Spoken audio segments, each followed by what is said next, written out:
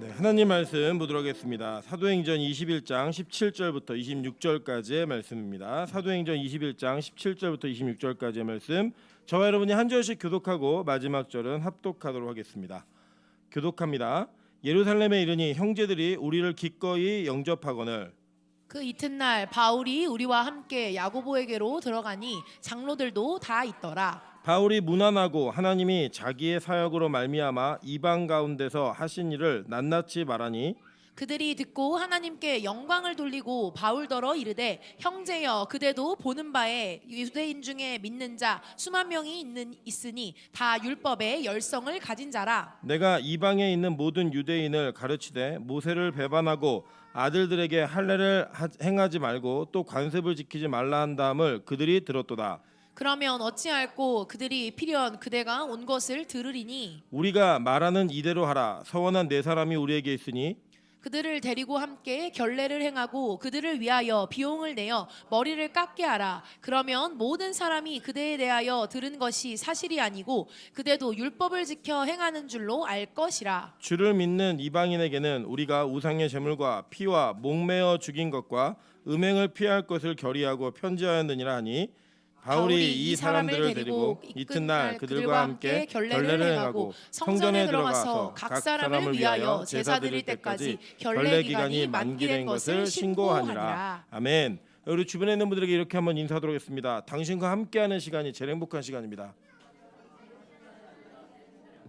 네, 빛가소금교회하고 그런 교회 되기를 소망합니다. 우리 성도들과 함께 있는 시간이 가장 행복한 시간이 되어서 하나님께 예배하는 중에 그 예배 속에 있는 기쁨이 있고 성도들과의 만남에 있는 기쁨이 함께 있는 공존하는 그런 귀한 예배가 이 교회에 끊이지 않기를 주님의 이름으로 축원합니다.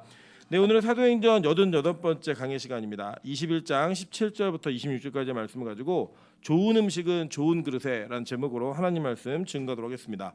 오늘 우리가 이 땅을 살아가면서 어떤 내용이 가장 중요하다고 얘기를 하지만 그 내용만큼 중요한 형식도 사실은 필수 불가결한 부분들이 있습니다. 그래서 저는 이제 개인적으로 제가 이걸 잘 못하는 사람 중에 하나인데 그 어느 장소에 맞는 옷을 입는 것이 상당히 중요합니다. 예를 들면 제가 좀 놀랬던 것 중에 하나가 뭐냐면 제가 이제 일전에 좀 그 미국을 갔는데 재밌는 장면을 좀 봤어요. 그러니까 우리나라 사람들은 격식 같은 거 굉장히 따지는 사람들이 있잖아요. 근데 미국 사람들은 굉장히 자유롭더라고요. 뭐 공항에서 그냥 추리닝 입고 휴지통 옆에 앉아가지고 막 노트북 하면서 일을 하고요. 그냥 뭐 그 제가 하버드에 들어갔는데 그 학생들이 이렇게 우리나라 대학생처럼 잘 차려입지 않았어요. 그냥 잔 스포츠백 메고 그냥 스랩바 신고 막 다니면서 공부하는 그런 분위기의 모습들을 상당히 많이 봤습니다. 그런데 이제 그 저를 가이드해 주시던 또 섬겨 주시던 그 가정에 제가 함께 있으면서 저녁 식사를 가는데 저녁 식사를 가려고 나왔는데 그 식당에는 반드시 정장 차림을 하고 가야 된다고 하면서 그 남편분께서 자신의 정장을 저에게 빌려줘서 그것을 입고 갔습니다. 그 가게의 문화가 있는 거예요. 거기 들어갈 때 그 정장을 이렇게 차려입지 않으면 못 들어오게 하는 가게인 거예요. 그곳이. 그래서 그 가갖고 지금 이제 뭐 안 들으실 거니까 되게 맛없는 음식을 되게 어렵게 먹었습니다. 그리고 저는 그게 입맛에 맞진 않았어요. 그렇게 이렇게 어떤 형식과 격식을 차려야지만 또 들어갈 수 있는 곳이 있더라는 거예요. 그래서 여러분 그래서 미국 사회는 굉장히 자유로운 것 같은데 그 자유로움 속에 정해진 룰들이 지켜지는 것들이 있고요. 또 반면에 또 우리나라는 맞지 않는 옷들을 입는 경우가 상당히 많은 것 같아요. 예를 들면 지하철에 등산복을 입고 다니시는 많은 장년들을 보기도 하고요. 사이클 옷을 입고 이제 식당에 다니시는 분들도 많이 계시고 또 우리는 학생들, 대학생들이 거의 패션쇼를 방불하는 옷을 입고 다니는 걸 보게 됩니다. 저희 아내가 옛날에 육발이 충만할 때 그 학교 가기 위해서 풀 세팅을 하고 가다가 거울에 비친 자기의 모습이 마음에 들지 않으면 학교를 안 갔대요. 다시 집에 가갖고 옷 마음에 안 든다고. 왜 학교 안 왔어? 그러면 옷이 마음에 안 들어서 못 갔어라고 얘기하는 그런 일도 있어요. 학교에 뭐 하러 가죠 원래? 공부하러 가는데 옷이 무슨 의미가 있어요? 근데 그게 중요하게 여겨지더라는 거예요. 그래서 우리가 이 땅을 살아가면서 때로는 필요 없는 형식도 있지만 중요하게 필요한 형식도 분명히 있습니다. 오늘 제가 이 말씀을 왜 드렸냐면 오늘 본문에 나와 있는 사도 바울은 자신이 가지고 있는 복음의 정체성과 그리고 기존의 유대교가 유지하고 있었던 율법의 형식이 충돌하는 것처럼 보이는 현장 속에서 그 문제를 어떻게 처리했는가를 이야기하고 그 본문 안에서 하나님 주신 지혜로 이 일들을 처리해가는 모습들을 우리가 함께 살펴볼 텐데 이것은 저희에게 상당히 중요한 것들을 시사한다고 생각합니다. 그 내용들 함께 바라보면서 우리의 신앙에서 필요한 부분들을 점검하시는 은혜의 시간 되셨으면 좋겠습니다. 자, 오늘 본문에 보니까요, 바울이 드디어 그렇게 바라고 바라던 예루살렘에 들어갔습니다. 들어가가지고 형제들이 자신을 영접하는 것을 보면서 기쁘게 교제했어요. 그리고 그 이튿날에 누굴 만나죠? 야고보를 만나요. 근데 이 야고보는 예수님의 제자 야고보가 아닙니다. 누구냐면 이 야고보는 예수님의 동생인 야고보예요. 예수님의 제자인 야고보는 12장에서 죽었죠. 베드로와 함께 있다가 잡혀갖고 죽었단 말이에요. 순교했어요. 그래서 이 야고보는 그 야고보가 아닙니다. 그러니까 이 야고보를 헬라식으로 발음하면 야고보인데 히브리식으로 발음하면 뭘까요? 비슷한 이름, 구약의 야곱이에요. 야곱. 예, 히브리식 이름인 야곱을 헬라식으로 바꾸면 야고보입니다. 예, 그렇게 이제 야곱이라는 이름을 가진 이름이 많았을까요, 안 많았을까요? 많았겠죠, 그죠? 예, 그렇게 많았던 것처럼 그 시대별로 이렇게 뭔가 훌륭하다, 뭔가 족적을 남겨주는 이름들은 반복해서 사용하는 것들을 보게 됩니다. 반면에 또 그렇지 않은 이름도 있죠. 뭐 예를 들면은 우리나라에 6.25가 일어나기 전에 김일성이라는 이름이 상당히 많았는데요. 6.25 이후에는 남한에는 김일성의 이름이 등록되는 것이 거의 없었습니다. 예, 3개의 이름이 있었어요. 예, 주변에 김일성 만나보신 분 없으시죠? 예, 그죠? 그런 것처럼 이렇게 어떤 이름에 대한 의미를 부여하는 것처럼 이들은 야곱이라고 하는 이름 자체가 굉장히 중요한 의미가 있었어요. 자신들의 시조이기도 했고 믿음의 어떤 그 언약의 완성적인 개념이 있었기 때문에 이 야고보라는 이름이 유행했습니다. 그래서 야고보는 굉장히 많았어요. 동일한 이름이었어요. 근데 이 야고보는 어떤 사람이었냐면 여러분 이제 아시는 바처럼 우리 낙타무릎 이렇게 찬양할 때 찬양하시는 거 기억나시죠? 그게 무슨 의미였죠? 기도를 하도 많이 해서 무릎이 낙타무릎처럼 이렇게 툭 튀어나온 사람을 낙타무릎이라고 얘기하잖아요. 근데 이 낙타무릎이라는 별칭의 시조가 바로 야고보입니다. 이 야고보예요. 예수님 동생인 야고보. 얼마나 기도를 많이 했는지 기도를 많이 했어요. 그래서 실제로 이 예루살렘 교회는 아주 특수한 특수성을 가지고 있었습니다. 그게 뭐였냐면 유대교를 믿다가 예수를 믿은 사람들이 태반인 교회였던 거예요. 이 교회는. 이 교회가 가졌던 특징이 뭐냐면 예수님을 믿는 복음으로 그들이 복음으로 예수님을 영접을 했는데 자신들이 평생 살아오던 율법의 그 습관들이나 관습들이 그대로 공존했던 거예요. 그래서 이 교회 리더가 누구였냐면 야고보였습니다. 근데 이 야고보는 그 당시에 완전한 의인이라는 별칭을 얻을 정도로 이 율법과 복음에 있어서 흠이 없는 사람이었어요. 우리도 왜 그런 사람도 있잖아요. 성품 자체가 좀 이렇게 온건하고 좀 굉장히 순하고 유해가지고 굳이 성령을 크게 받지 않아도 기본적으로 남을 대하는 성품 자체가 이렇게 유한 사람들이 계세요. 태어나기를 그렇게 태어난 분들이 계시고 뭐 이렇게 아무리 기도 열심히 해도 그게 잘 안 되는 분도 계셔요. 저처럼 이렇게 막 못 참는 막 이런 그 감정의 요동함이 있고 이런 사람들이 다 있거든요. 근데 이 야고보는 태어날 때 아예 그런 성품을 타고 태어난 것 같아요. 그래서 이 야고보는 율법으로 보아도 흠이 없었고 복음으로 보아도 흠이 없는 사람이었습니다. 그래서 이 유대인 공동체였던 예루살렘 교회가 야고보를 리더로 놨을 때는 그 교회에 아무런 문제가 없었어요. 예. 왜냐하면 그 흠을 잡을 수 있는 게 없는 거예요. 어느 쪽에서 바라보아도 그랬던 이 야고보에게 지금 누가 찾아왔느냐? 바울이 찾아온 거예요. 근데 이 바울은 자신이 가지고 있었던 사역의 정체성이 너무나 분명했습니다. 근데 이거 잘 보세요, 여러분. 전 지금 야고보가 옳고 바울이 틀리다는 게 아니라 이해를 잘 하시라는 거예요. 그럼 바울은요 어떤 사람이냐면 사내들의 공회원이었어요. 그러니까 이 사람 역시 율법을 통과한 사람이었습니다. 그러니까 이전에 자신의 삶을 볼 때 바울은 율법에 저촉된 것이 있었어요, 없었어요? 없었다고요. 근데 이 바울이 역동적으로 하나님을 만나요. 그리고 그는 다른 사람들에게 배운 것이 아니라 하나님께 직통적 계시를 통하여 그가 전할 복음이 무엇인지를 정확히 예수로부터 배웠습니다. 그래서 바울은 자신을 예수님의 제자라고 얘기하는 사도라는 그 호칭을 자신에게 서슴없이 쓰고 누군가 그 사도성을 의심할 때 자기의 사도성을 변호하는 일들을 보였어요. 그러니까 이 바울도 역시 예수 그리스도부터 받은 복음으로 말미암아 자기의 삶이 변화된 사람이에요. 그래서 이 사람은 자신이 가지고 있었던 그 변화됨을 통하여 하나님께서 자기에게 맡기신 일을 하는데 그 일의 영역이 누구였느냐? 이방인이었어요. 근데 여러분 이방인에게는 어떤 다른 점이 있었냐면 잘 보세요. 유대인들은 이미 구약을 통달했죠. 거의 외웠잖아요. 그냥 내용의 의미를 제대로 모를 수 있었어도 구약 자체의 표면적인 걸 모르는 사람은 없었습니다. 그런데 바울이 복음을 전하러 가는 곳마다 구약을 전제로 복음을 전했지만 이 구약을 전제로 복음을 전한다 하더라도 나중에 후에 유대교에 입교한 이방인들이 원래 전통적 유대인들보다 율법적으로 뛰어날 수 있어요, 없어요? 없다고요. 절대 그럴 수가 없어요, 여러분. 여러분 그 올림픽이라는 종목에 태권도가 정식 종목이 된 지 한참 됐잖아요. 그리고 여전히 경기를 하면 우리나라 거의 독식을 하죠. 그죠? 여러분 이제 아무리 우리나라 축구 잘한다 그래도 남미 뭐 이런 유럽 가면요. 얘네들 원래 그 어렸을 때부터 그 축구하고 잘하는 애들 못 이깁니다. 몇몇 특출한 손흥민 같은 애들은 진짜 정말 특출한 애들이지 기본적으로 얘네들은 여자애들도 뭐 골 드래핑을 하면서 뭐 오버헤드킥으로 골을 넣고 막 이런 나라예요. 그런 나라들이 다 못 이겨요. 그런 베이스의 차이가 있는 거예요. 그러니까 바울이 볼 때에 그 이방인들에게 그릇보다 내용을 더 중요시 전달해야 됐던 거예요. 그러니까 율법이라고 하는 틀 자체를 그들이 이해하지도 못하고 있는데 얘기하다 보면 진짜 그 안에 담겨진 복음을 온전히 이해하지 못할 것 같으니까 그는 하나님께서 주신 그 계시를 따라 허용되는 범위 안에서 율법의 한계를 뛰어넘는 일들을 많이 얘기했어요. 예를 들면 바울이 할례 받으라 그랬어요? 받지 말라 그랬어요? 예? 받으라 그랬어요? 받지 말라 그랬어요? 받지 말라 그랬어요? 받으라 그랬어요? 예? 받으라고 했는데 무슨 할례를 받으라 그랬어요? 마음의 할례를 받으라고 얘기했잖아요. 그러니까 육신의 할례가 중요한 게 아니라 그 육신의 행위의 할례는 마음의 할례를 받은 사람들이 갖는 표식이다예요. 그러니까 예를 들면 이런 거죠. 남자하고 여자하고 결혼을 해서 같이 산다고 하는데 혼인신고하고 결혼식 중에 둘 중에 하나만 해야 되는 뭐 해야 돼요? 그렇죠. 우리 딱 오래 사신 분들은 딱 머리가 돌아가시잖아요.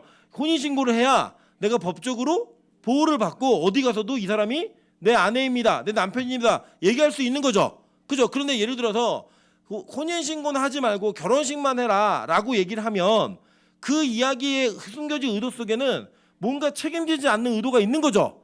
그러니까 우리가 둘 중에 하나만 해야 되면 뭐 해야겠어요? 혼인신고를 해야죠. 결혼식을 혹시 못하더라도. 그러니까 이 바울이 전했던 건 뭐냐면 진짜 마음의 할례를 받은 사람들은 이것도 받고 저것도 받으면 좋은데 자꾸 육신의 할례를 중요하시 여기다가 마음의 할례가 뭔지를 잊어버리고 사니까 이거 별로 중요하지 않아. 마음의 할례가 훨씬 중요해. 이걸 강조한 거예요. 이방인들에게 강조한 게 뭐냐면 너희들 몸의 할례 받지 않아도 괜찮아. 그런데 마음의 할례를 받은 자만이 구원받는 거고 몸의 할례를 받았어도 마음의 할례 못 받은 사람은 구원 못 받아. 이 얘기를 한 거예요. 그래 뭔지 이해되시죠? 그럼에도 불구하고 바울은 자기의 영적 아들인 디모데와 디도에게 할례를 행해야 안 행해요? 한단 말이에요. 그러니까 마음이 중요한 거지 형식이 필요 없다가 아니라고요. 마음이 중요한데 이 마음이 먼저 전제가 되어야 형식도 중요한 거야. 이 얘기를 하는 거라고요. 여러분 예를 들어 이렇게 한번 오늘 제목과 맞춰서 이야기하셔 볼까요? 예를 들어 여러분께서 어떤 정말 맛집에 갔는데 그 맛집에서 나오는 음식이 개밥 그릇에 담겨 나온다. 5강에 담겨서 나온다. 요강에 담겨 나온다. 그러면 여러분 내용이 중요하니까 상관없어 이렇게 말씀하시겠어요? 아니잖아요. 그죠? 반대로 그럼 정말로 뭐 유명한 그릇 뭐 있어요? 명품 그릇. 전 모르니까 키친아트 이건 싸구려인가? 저 잘 모르니까 죄송해요. 예. 포터메리온. 포터메리온에다가 개밥을 담아주는 거예요. 그 여러분 그거 드시겠어요? 아니죠. 그럼 예를 들어 깨끗하게 씻은 요강에 담겨진 맛집 밥과 포터메리온에 담겨진 개밥이 있으면 못 드시겠어요? 굳이 하나를 먹어야 된다면. 그렇죠? 요강에 담겼어도 맛있는 걸 먹어야죠. 그런데 우리는 기왕이면 어떻게 먹어야겠어요? 기왕이면 포트메리온에다가 뭘 담아서요? 맛집의 음식을 담아서 먹어야죠. 그게 맞는 거잖아요. 근데 굳이 하나를 택해야 된다면 뭘 택해야 될 것인가의 이야기를 바울이 하는 거예요. 그리고 여러분 이게 뭐냐면 율법과 복음은 절대 충돌하지 않아요. 근데 그 당시에 율법을 이해한 사람들이 율법의 내용을 제대로 이해하지 못하니까 그 제대로 이해하지 못한 행위의 결과가 오히려 복음을 망가뜨리는 일들을 많이 보였던 거예요. 그래서 바울은 그런 차원에서 율법이 중요하지 않아라고 얘기한 겁니다. 여러분 예를 들어 보실게요. 바울이 갈라디아 교회에 복음을 전했는데 이 복음을 전한 자들에게 예수 그리스도로 말미암아 믿는 믿음으로 너희들 구원받는 거라고 가르쳤단 말이에요. 그랬더니 어떤 이방인들이 그 갈라디아 교회를 들어가 가지고 바울이 없는 사이에 야 구원받았어도 그 믿었어도 다 그 구원이 완성된 게 아니야. 그게 할례를 받아야지 구원이 완성돼라고 얘기를 한 거예요. 그러니까 바울이 이걸 듣고 나서 뭐라고 얘기해야겠어요? 뭐라고 얘기해야겠어요, 바울이? 야, 그거 내가 생각해보니까 잘못했는데 할례도 받아야 돼. 이렇게 얘기했을까요? 아니죠. 그건 뭐냐면 예수 그리스도를 믿는 믿음의 가치를 떨어뜨리는 거예요. 그 믿음이 온전하지 않다라고 말하는 거라고요. 그러니까 그거를 바울은 참지 못하고 내가 그 새끼들 만나면 가만히 안 내비둬? 엄청 격하게 얘기했어요. 갈라디아서를 보면요. 이 어조 자체가 내가 절대 가만히 안 두고 그거 다 저주받아. 천사라도 저주받아야 돼. 이렇게 얘기했다고요. 정중하게 사실은 그 의견은 저희가 받아들일 만한 의견이 아닙니다. 이렇게 얘기하지 않았어요. 갈라디아서 저희 배우셨잖아요. 바울이 뭐 욕만 안 했지 그냥 너는 절대 가만히 안 내비둬. 니네 이거 떠나면 다 지옥 가는 거야. 이 극단적으로 얘기한다고요. 왜요? 그만큼 예수 그리스도의 의가 그 영광이 그 어떤 것으로도 손상시킬 수 없는 영광이었기 때문이에요. 이해되시죠? 무슨 말인지. 그렇기 때문에 바울은 이방인들에게 자신이 전하고 있는 복음의 내용이 가장 중요하고 그 이후의 형식은 은혜를 따라오는 거야라고 얘기한 겁니다. 자, 한번 볼게요. 바울이 어떤 정도로 이방인들에 대한 정체성을 가지고 있었나? 갈라디아서 2장 7절부터 10절입니다. 도리어 그들은 내가 무할례자에게 복음 전함을 맡은 것이 베드로가 할례자에게 맡은과 같은 것을 보았고 베드로에게 역사하사 그를 할례자의 사도로 삼으시니가 또한 내게 역사하사 나를 이방인의 사도로 삼으셨느니라. 또 기둥같이 여기는 야고보와 게바와 요한도 내게 주신 은혜를 알므로 나와 바나바에게 친교에 악수를 하였으니 우리는 이방인에게로 그들은 할례자에게로 가게 하려 함이라. 다만 우리에게 가난한 자들을 기억하도록 부탁하였으니 이것은 나도 본래부터 힘써 행하여 왔도다라고 얘기해요. 그러니까 뭐냐면 이게 이미 율법을 지키면서 복음을 받아들인 다른 사도들에게도 인증받은 복음이야라고 얘기하는 거예요. 이해되시죠? 무슨 말인지. 그러니까 의심하지 마. 내가 전하고 있는 복음의 내용은 틀린 게 하나도 없어. 그리고 나는 무할례자들, 할례가 없는 자들에게 복음 전하도록 하나님이 선택해서 세우신 이방인의 사도야라고 얘기했다고요. 한번 볼게요. 에베소 3장 8절입니다. 모든 성도 중에 지극히 작은 자보다 더 작은 나에게 이 은혜를 주신 것은 측량할 수 없는 그리스도의 풍성함을 이방인에게 전하게 하시고. 그죠? 이게 뭐냐면 바울이 이방인들에게 전해야 될 것은 할례냐 아니냐가 아니라 뭐라는 거예요? 그리스도의 풍성함이라는 거예요.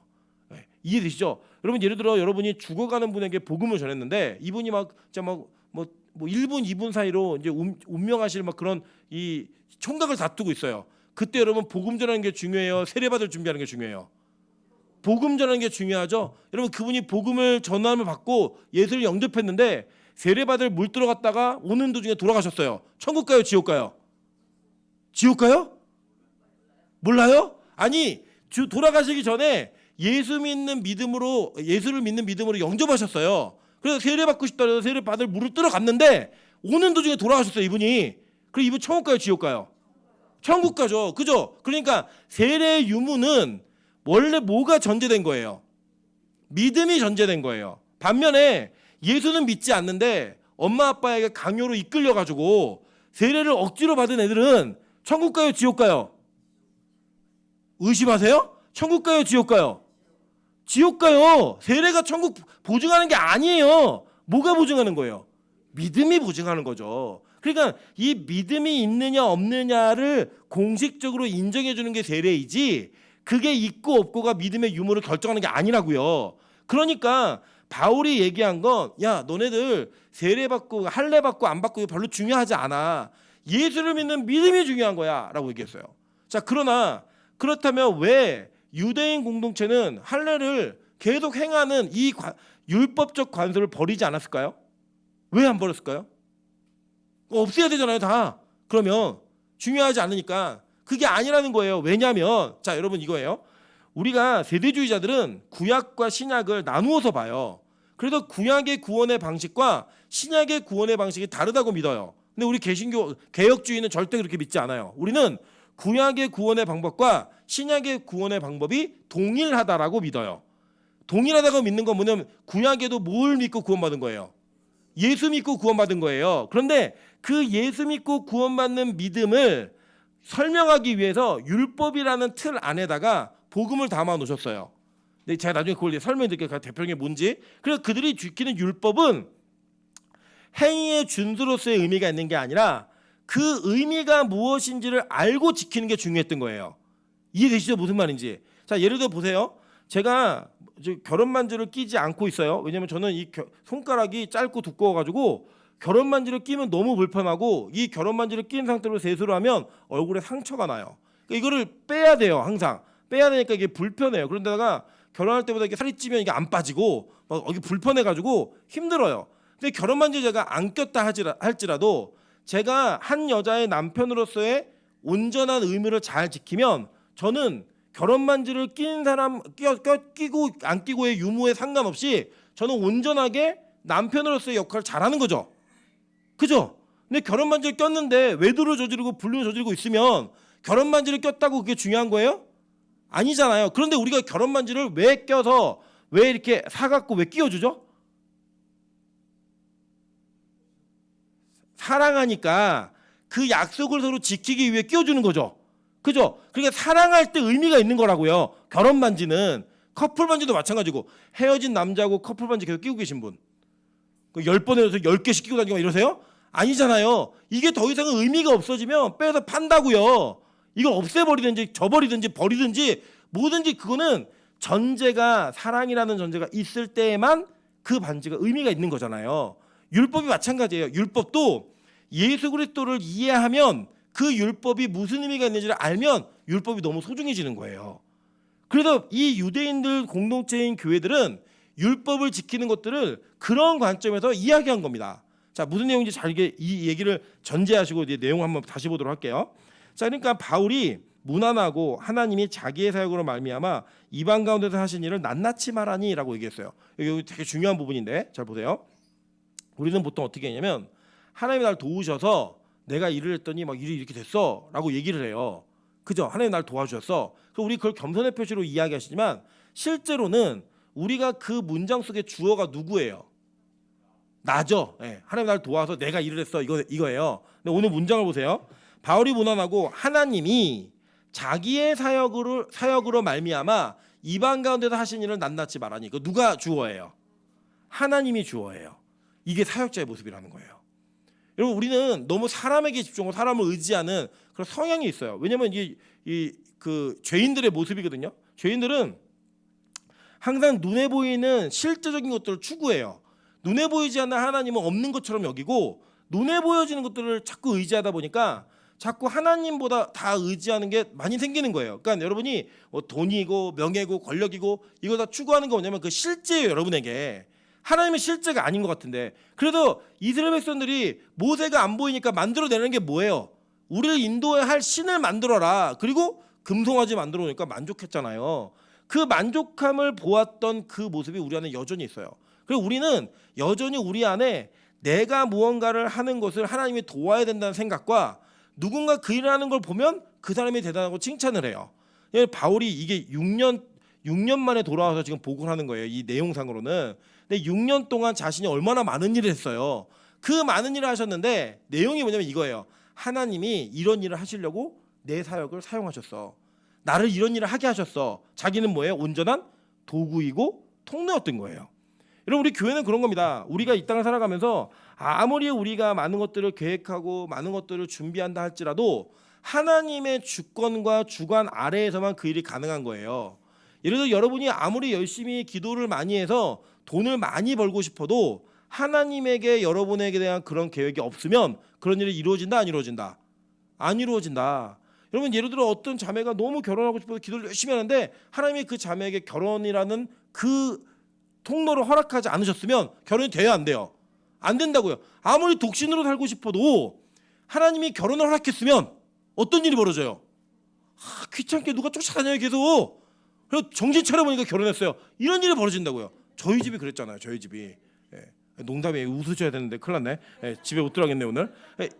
하나님께서 우리에게 어떤 특정한 계획이 있으면 그 계획 속에서 하나님이 이루어 가시는 일들은 하나님의 주관대로 하시는 거예요. 다만 우리는 거기에 도구로 사용되는 겁니다. 그래서 여러분 이 그 복음 안에는요 진정한 의미에서 휴머니즘은 없어요.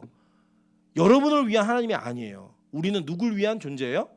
하나님을 위한 존재고 그 하나님을 위한 존재로 사용받았을 때에 우리가 의미가 생기는 거예요.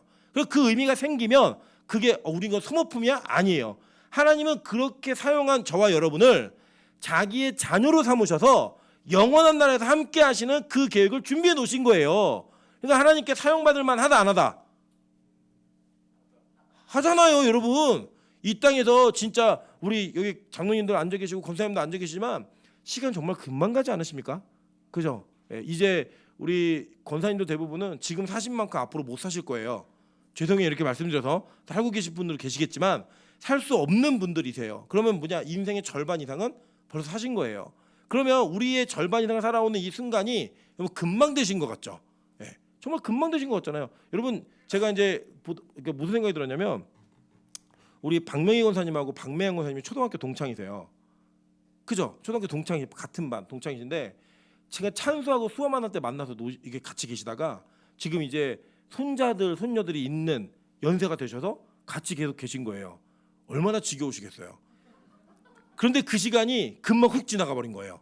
어느 순간 벌써 이렇게 돼버린 거예요. 여러분 이게 바로 우리가 이 땅을 살아가는 시간의 개념이에요. 그 시간 속에서 하나님이 우리를 사용하신다면 짧은 시간에 그 사용하시는 짧은 시간을 통해 영원한 나라를 약속하신다면 사용받을 만하다 안 하다? 하다. 그 정도 걸 수 있잖아요. 적어도 여기 있는 분들 우리는요 여기 찬수 찬이 뭐 저기 누구야 하민이 저기 호별이 이런 애들 보면서 우리 그냥 감사하셔야 돼요. 적어도 여러분은 40대 50대 60대 이 매일 예배를 알았고 이 매일 드리는 예배를 이제 알았지. 얘네들은 이제 지금부터 시작이에요. 이제부터 시작. 얘는 그거고 앞으로 얘네 몇 년 동안 예배를 드릴지 몰라요. 얼마나 안타까워요. 우리는 그 시간 짧은 시간 동안 하나님께 사용받고 영원한 나라에 대한 약속과 그 꿈을 꿀 수 있다면 여러분 그보다 행복한 일이 어디 있어요. 하나님께 사용받는 그 은혜로 말미암아 우리가 가지고 있는 모든 걸어가는 걸음 속에 우리 인도하시는 분은 누구다? 하나님이시다. 하나님이시다. 보세요. 잠언 16장 9절입니다. 사람이 마음으로 자기의 길을 계획할지라도 그의 걸음을 인도하시는 이는 누구세요? 여호와시니라. 에레미야 10장 23절입니다. 여호와여 내가 알거니와 사람의 길이 자신에게 있지 아니하니 걸음을 지도함이 걷는 자에게 있지 아니하니이다. 누구에게 있어요? 하나님께 있는 거예요. 여러분이 마음대로 걷고 마음대로 뛰는 게 아니라고요. 무조건 이끄신 대로 가는 거예요. 계속 볼게요. 자, 이사야 46장 9절부터 10절입니다. 너희는 옛적 일을 기억하라. 나는 하나님이라. 나 외에 다른 이가 없느니라. 나는 하나님이라. 나 같은 이가 없느니라. 내가 시초부터 종말을 알리며 아직 이루지 아니한 일을 옛적부터 보이고 이르기를 나의 뜻이 설 것이니 내가 나의 모든 기뻐하는 것을 이루리라 하였노라. 이거예요. 그러니까 여러분 지금 우리가 앉아 있고 예배하고 살아가고 숨쉬고 모두 하는 일들이 다 누구의 계획이에요? 하나님의 계획이라고요.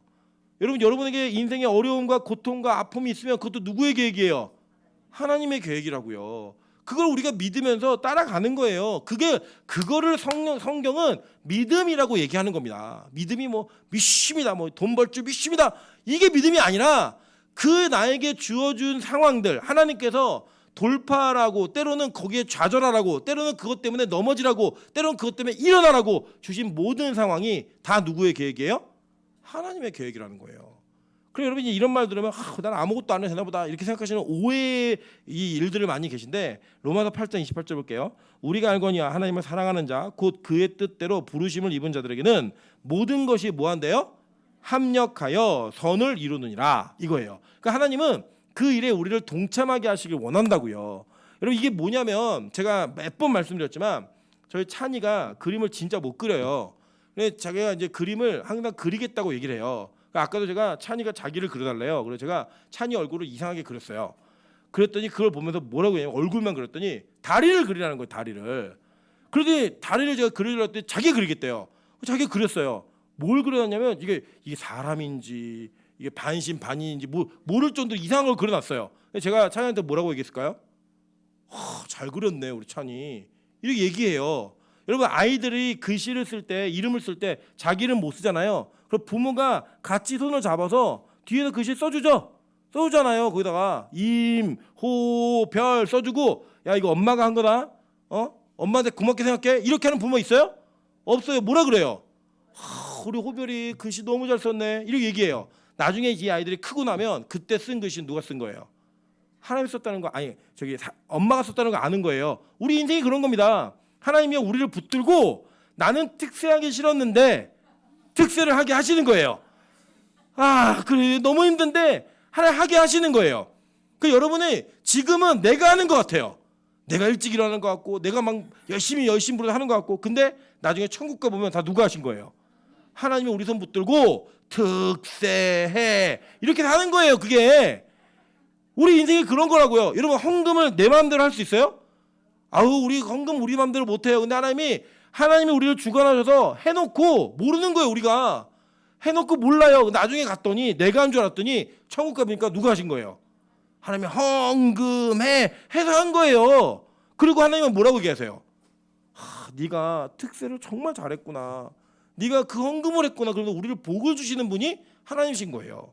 그래서 우리의 결단과 우리가 열심을 내기 위한 자극이 올 때 그것을 통해 달려나가는 것은 여러분 하셔야 되는 거고 그 하심 뒤에 진짜 성숙해지면 내가에게 기도할 마음을 주시는구나. 나에게 예배할 마음을 주시는구나. 나에게 전도할 마음을 주시는구나. 이런 은혜의 자리로 돌아가게 된다고요. 그럼 바울이요. 얼마나 열심히 일했어요. 이 배너 만든 감독이 바울의 전도여행 그 경로를 따라가다가 예수 믿은 거 아니에요. 진짜 이거는 사람이 할 수 없는 일이다. 이래가지고 바울이 글을 해놓고 뭐라고 얘기하는 거예요? 하나님이 자신의 일을 하시기 위해 우리를 사용하셨다. 이 얘기하는 거예요. 여러분 저는요 우리 빛가도 공교가 대단한 교회라고 생각하지 않습니다. 대단하신 분이 우리 교회를 붙드셨기 때문이에요. 빛가도 공교회가 뭐 큰 교회가 못하는 일을 한다고 막 얘기하는 분들이 계신데 저는 그것도 우리가 하는 일이라고 생각하지 않습니다. 하나님이 그런 마음을 주셨기 때문이에요. 그게 우리가 이 땅에서 고백할 유일한 거라는 거예요. 보세요. 에베소서 1장 11절과 12절 보겠습니다. 모든 일을 그의 뜻의 결정대로 일하시는 이의 계획을 따라. 이게 뭐예요? 하나님이 자기 마음대로 한다는 거잖아요. 그죠? 우리가 할 수 있다 없다? 없다. 보세요. 자기 마음대로 일하시는 이의 계획을 따라 우리가 뭘 입었어요? 예정을 입어 그 안에서 기업이 되었으니. 그러니까 우리의 선택권이 있었어요 없었어요? 없었다고요. 그렇게 일하는 게 복음이고 그렇게 일하게 만들어진 존재가 저와 여러분이라는 거예요. 그런데 이제 이렇게 고백했던 바울이 지금 야고보와 대화를 나누는데 어떤 문제냐면 아까 초반에 얘기했던 그 문제가 부딪힌 거예요. 율법을 준수하느냐 준수하지 않느냐의 문제가 부딪혀 버린 거예요. 그래서 이 야고보가요 이렇게 얘기합니다. 자 21절 볼게요. 내가 이방에 있는 모든 유대인들을 가르치되 모세를 배반하고 아들들에게 할례를 행하지 말고 또 관습을 지키지 말라 한 다음을 그들이 들었도다라고 얘기해요. 자, 그러니까 이 문장은 맞아요, 틀려요? 바울이 이렇게 가르친 적이 있어요, 없어요? 있어요. 바울이 이렇게 얘기했다고요. 그런데 이 내용은 그들이 이해한 것과 같아요, 틀려요? 다르잖아요. 바울이 율법 무시했어요? 아니에요, 여러분. 바울이 율법을 얼마나 중요하게 생각하는데요.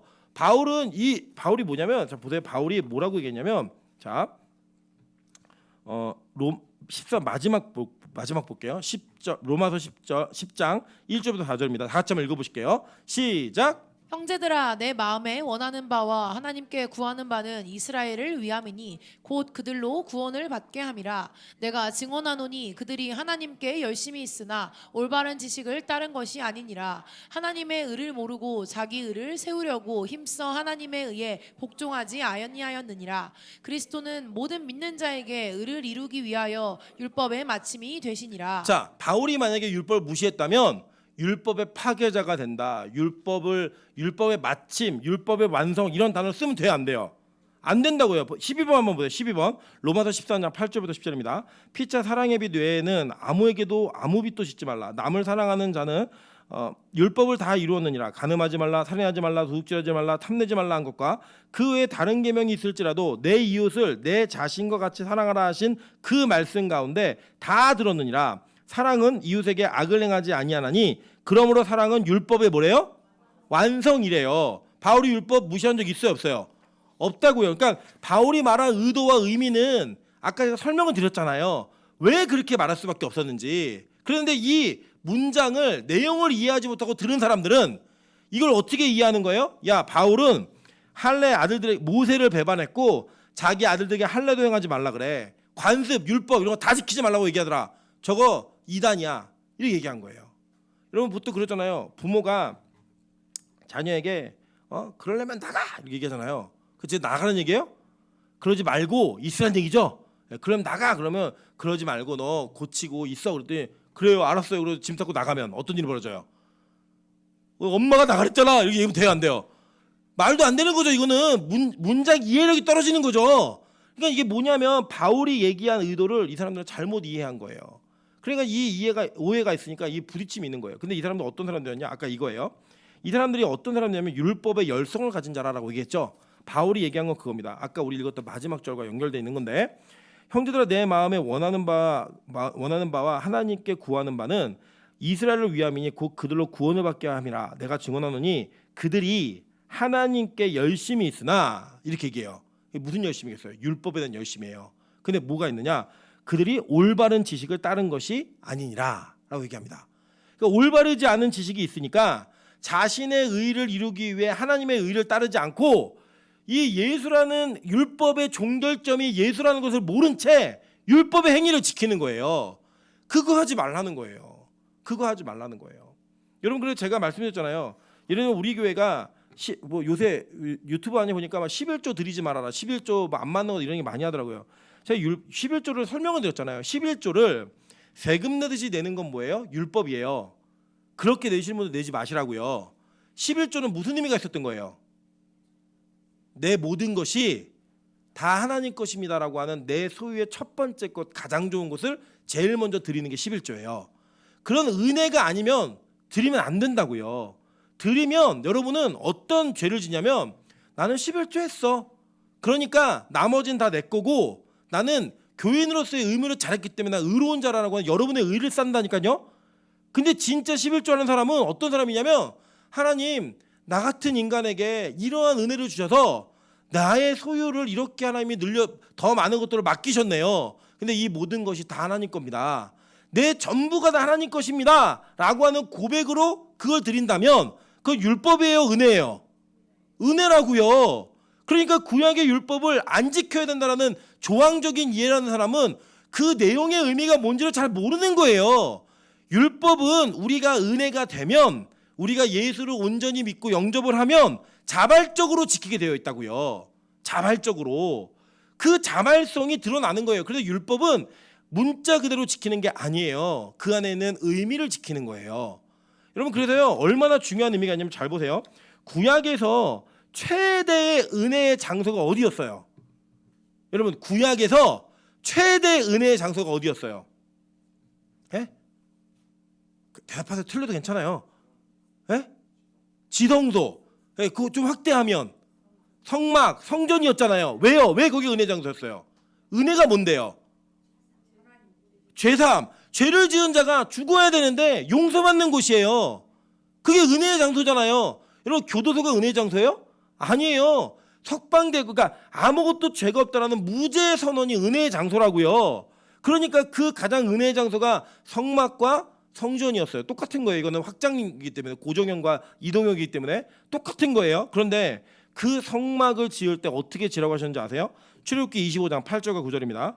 내가 그들 중에 거할 성소를 그들이 나를 위하여 짓되 무릇 내가 내게 보이는 모양대로 장막을 짓고 기구들도 그 모양을 따라 지을지니라. 여러분 은혜라면 여러분 은혜를 무질서로 이해하시는 분이 계세요. 아니에요. 은혜는요 하나님의 질서가 정확하게 우리에게 이해되는 거예요. 성막을 지을 때 내가 보여준 대로 지어라고 얘기했고 모세가 오홀리압과 누구죠? 오홀리압과 갑자기 생각이 안 나요. 부살렐과 오홀리압을 세우셔서 하나님이 그 문양대로 그것도 만들게 하셨고요. 그걸 나중에 누가 감독했어요? 모세가 감독했어요. 어떻게요? 자기가 본 것과 똑같은 걸 맞춘 거예요. 그 진짜 모습이 무엇인지 몰라요. 근데 그들은 하나님이 보여주신 대로 만든 완성을 통하여 은혜의 통로가 임했다고요. 그러니까 그만큼 질서는 중요한 거예요. 여러분 이 질서를요. 이게 여기서 그래서 이 아이디어 낸 게 뭐냐면 이거예요. 야 우리에게 나실인 언약을 지키는 사람들이 4명 있어. 근데 그들과 함께 나실인 언약을 좀 지켜. 이 언약이 뭐냐면 제가 이제 간제히 싫어하는데 민수기 6장에 나와 있는 내용이에요. 내용이 뭐냐면 나실인은 2종류의 나실인이 있어요. 첫째는 평생 나실인이 있어요. 이 사람은 태어나면서 죽을 때까지 나실인으로 사는 거예요. 대표적으로 세례 요한과 사무엘이 그랬고 삼손이 평생 나실인이었어요. 반면에 이제 단기적 나실인이 있어요. 이 사람은 기간 동안 하는 거예요. 내가 1년 동안 나실인으로 살겠다라고 얘기하면 그 시작하는 날에 머리를 밀고 그리고 그 끝나는 날에 머리를 밀어요. 네, 머리를 자르는 거예요. 그래서 그 나실인의 언약을 지키는 언약이 있었어요. 그러니까 이제 야고보가 권면하는 거예요. 야, 네 소문이 이렇게 좀 안 좋게 났어. 오해가 되게 났으니 네가 이거를 좀 만회하려면 좋은 그릇을 한번 좀 사용했으면 좋겠다. 나실인의 언약을 지켜라. 바울은 나실인의 언약이 무슨 의미를 가지고 있는지 복음적 의미가 있다는 걸 알았어요. 그 행위를 지킨 게 아니라 그 내용이 뭔지를 이해했다고요. 그 내용을 이해했기 때문에 바울은 그게 큰 문제가 안 됐던 거예요. 오케이, 나 할게. 그리고 그 나실인 언약을 지킨 거예요. 그리고 그 나실인 언약을 지킴으로 말미암아 이 예루살렘에 있었던 유대인 그리스도인들이 바울을 오해하지 않도록 그 일을 만들어 간 거예요. 여러분 예를 들면 저는요 이렇게 생각해요. 저는 개인적으로 지금 우리 한국교회가 하고 있는 성찬 문화가 정말 잘못됐다고 믿어요. 원래 성찬은 성도들끼리 함께 모여 식사 공동체 나누는 게 성찬이었어요.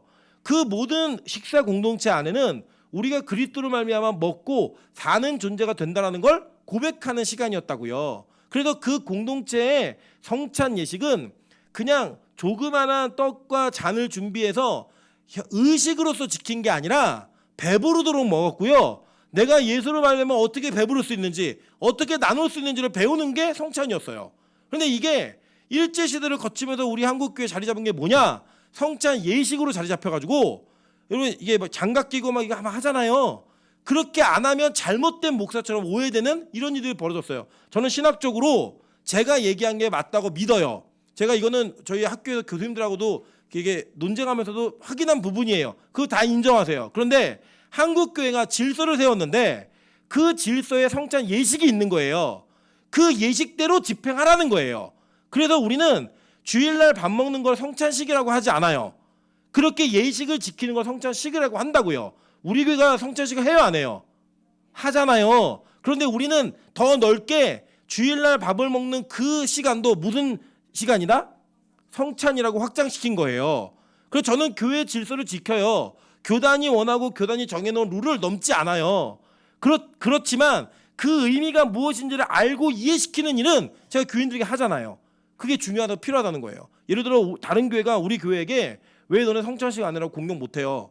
왜 우리 성찬식 하니까. 그런데 우리는 오히려 그 성찬에 담겨진 의미가 무엇인지를 알고 행하고 있기 때문에 저는 더 잘 성찬식을 지키고 있다고 봐요. 그게 바로 바울이 이해했던 복음이고 바울이 이해했던 율법이에요. 그래서 여러분 율법의 형식이 중요하다 중요하지 않다? 중요해요. 바울은요 교회에도 질서를 세워줬어요. 한번 볼게요. 고린도전서 14장 29절과 33절 그리고 39절과 40절 보겠습니다. 예언하는 자는 둘이나 셋이나 말하고 다른 이들은 분별할 것이요 만일 곁에 앉아있는 다른 이에게 계시가 있으면 먼저 하던 자는 잠잠할지니라. 너희는 다 모든 사람으로 배우게 하고 모든 사람으로 권면을 받게 하기 위하여 하나씩 하나씩 예언할 수 있느니라. 예언하는 자들의 영은 예언하는 자들에게 제재를 받나니 하나님은 무질서의 하나님이 아니시요 오직 화평의 하나님이시니라. 모든 성도가 교회에서 함과 같이 이렇게 얘기했어요. 자 보세요. 초대교회 때는 훈련받은 설교자가 없었어요. 네, 신학교를 나오고 훈련을 받은 설교자가 없었어요. 그래서 초대교회는 설교라는 형태가 어떻게 이루어졌냐면 하나님이 성도들에게 계시를 주셨어요. 계시를 받아서 계시를 받은 자가 올라와서 설교하는 거예요. 그냥 올라온 것도 아니고 서서 그냥 설교를 하고 있으면 그때 설교하고 있는데 다른 이에게 계시가 왔다. 저에게 계시가 왔습니다. 라고 해서 일어나서 누가 계시 시작하면 먼저 하던 사람은 그치라는 거예요. 이 사람 얘기가 끝날 때까지 기다려 이게 아니고 그쳐라고 얘기했어요. 그리고 그렇게 그쳐서 한 사람씩 모든 사람이 다 할 수 있다고 얘기했어요. 왜요? 예언하는 자들의 영은 예언하는 자들에게 제재를 받나니, 그러니까 서로 통제하라는 거예요. 그렇게 그 통제가 이루어졌다고요. 그러면서 얘기한 게 뭐냐? 하나님은 무질서의 하나님이 아니시오, 오직 화평의 하나님이시라라고 얘기했어요. 자 보세요. 한국 교회에 설교할 수 있는 설교권은 누구에게만 주어졌어요? 네? 정확히 말씀드리면 강도사 이상에게만 주어진 거예요. 그러니까 강도사는 뭐냐면 강도권이 있는 거예요. 남의 돈을 빼는 강도권이 아니라 도를 강론하는 강도권이 주어진 거예요. 그러면 이 강도사 이상만이 설교예요. 그리고 전도사는요? 성령 풀이에요. 네. 근데 이 성령 풀인데 이거는 담임 목사의 허락에 의해서만 할 수 있다라고 교회가 룰을 정했어요. 질서를. 그래서 이제 성도들에게 막 직통 계시가 와요, 안 와요? 안 와요. 직통 계시 안 와요. 이제 끝났어요. 이게 하나님의 직접 계신 여기 이게 끝이에요. 이게 끝이라고요. 성경이 끝입니다. 이제 안 와요. 그래서 이제는 신학교라고 하는 시스템을 통해 하나님의 말씀을 전하는 훈련을 받은 설교자가 설교할 수 있도록 교회가 지정을 했고, 그 질서에 맞추어서 설교자가 목사가 설교를 할 수 있게 훈련받는 거예요. 그래서 실제 교회 안의 직분으로선 저는 설교 장로예요. 호칭이. 그리고 여기 앉아 계신 장로님들은 7위 장로예요. 이분들에게 설교권이 없어요.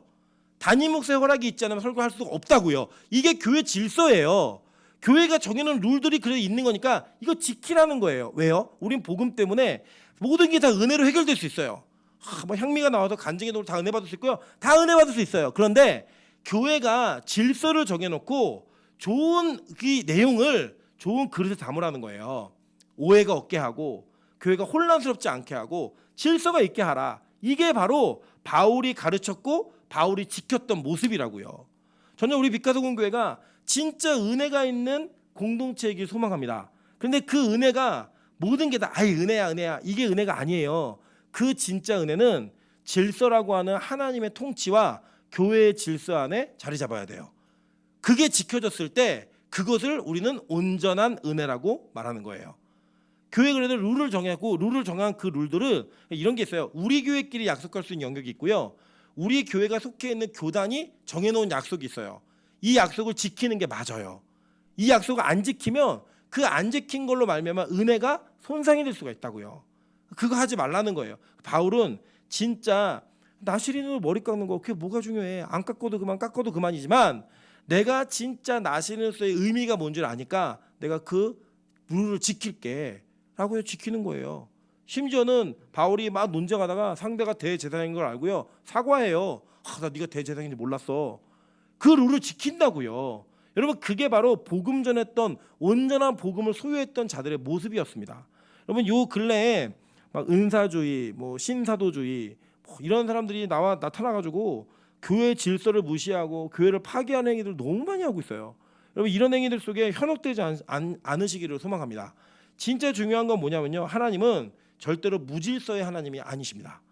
질서의 하나님이세요. 그리고 우리가 받은 은혜가 교회 안에서 질서 있게 자리 잡는 거 하나님 원하신다라는 거예요. 그 질서를 잘 지키시면서 은혜를 잘 담아내실 때 우리는 포트마리온에 맞죠? 포트마리온에 맛집의 음식을 담아 먹을 수 있는 은혜가 나타나는 거예요. 싫잖아요. 모두 싫잖아요. 포트마리온에 개밥도 싫고 그죠? 요강에 맛집 음식도 싫잖아요. 우리 어떻게 먹어야겠어요? 포트마리온에다가 맛집의 음식을 담아 먹을 수 있는 포트메리온 죄송해요.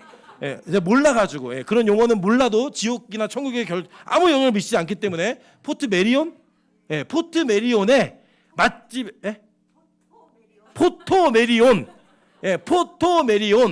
포토메리온에 여러분 진짜 귀한 음식을 담아 먹을 수 있는 우리 빛가서 공개 되시기를 주님의 이름으로 축원합니다.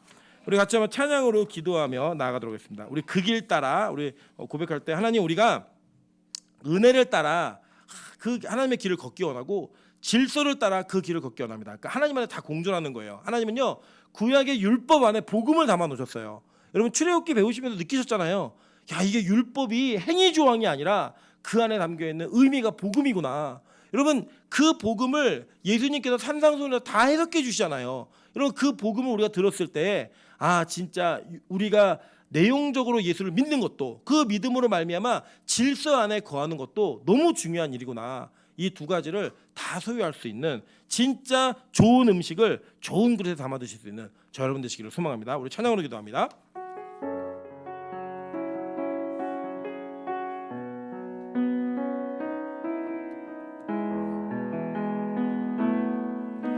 나의 부르심 그 길을 따라 한 걸음씩 걸어갈 때에 그 길 끝에 날 맞아 주시는 이 하나님의 사랑 예수 그리스도 나를 부르신 그 사랑의 음성 내 마음에 들려올 때에 찬송하며 그 음성 따라가리 주를 경배하며 달려가리 나를 부르신 은혜의 길 따라 나를 보내신 진리의 길 따라 내 모든 것 드리며 내 삶을 드리며 주를 예배하며 나아가리 나를 부르신